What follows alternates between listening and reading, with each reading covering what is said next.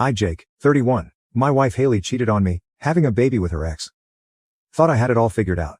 I stood 6'1", took care of myself by working out 2 to 3 times a week, and I made a solid living, $200,000 a year at my job.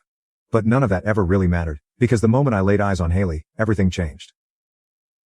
Haley was 27 when we met.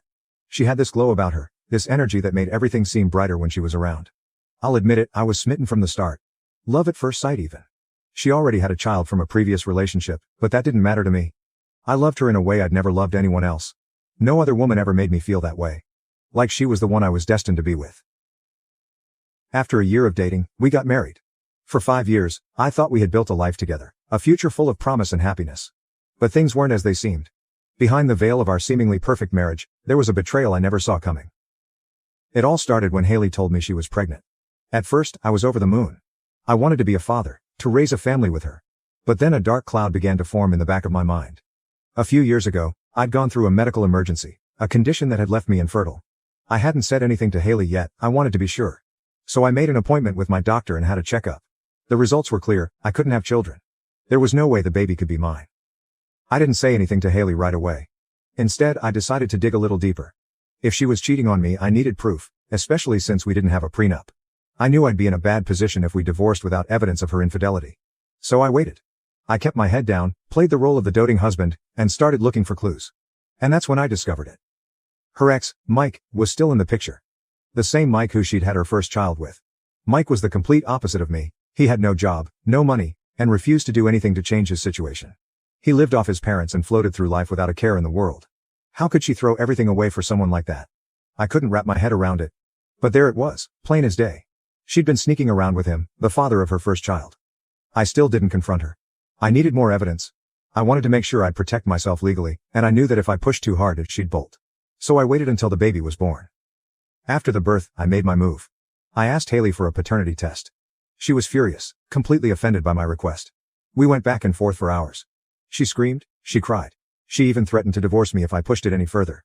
Mike, that worthless excuse for a man, was outside the hospital room with his daughter, trying to see the baby. That's when it hit me. He knew.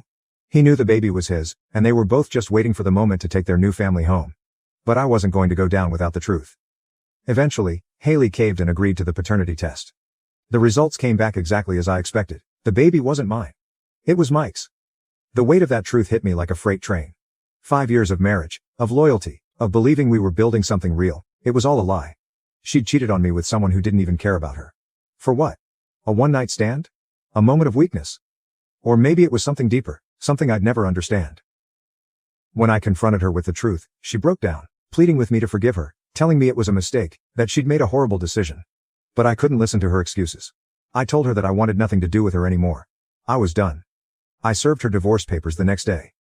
Since the infidelity was clear, I was able to keep all my assets. The house, my savings, everything I'd worked so hard for, it was mine. But none of it felt like a victory. I wasn't celebrating. The woman I'd loved had betrayed me, and no amount of money or property could change that. Haley begged me to reconsider, saying she wanted to make things right, but I was beyond saving what we had. My trust in her had been shattered, and I knew that staying with her would only tear me apart even more. After finalizing the divorce, I sold the house. I didn't want to stay there, surrounded by memories of a life that wasn't real.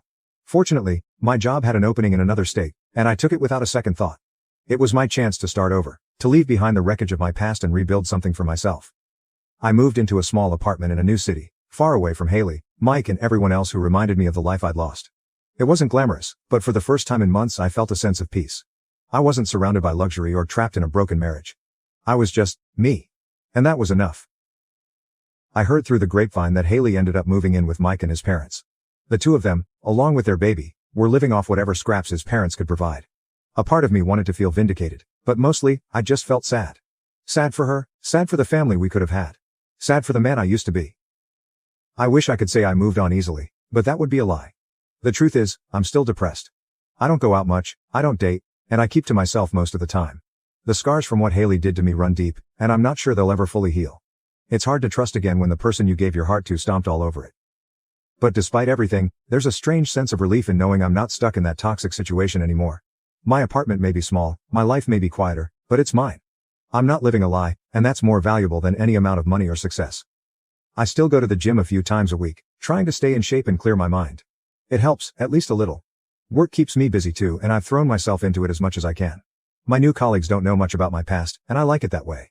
Here I'm just Jake, the guy who works hard and keeps to himself. Sometimes, late at night, I think about what my life might have been like if things had gone differently. If Haley had been faithful.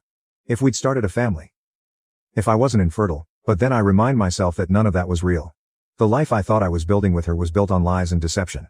And as painful as it was to lose that illusion, it was better to face the truth than to live in denial. I don't know what the future holds for me.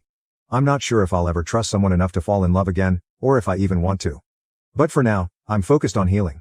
On picking up the pieces of my shattered heart and figuring out who I am outside of the marriage that once defined me. Maybe one day I'll find happiness again. Maybe I won't.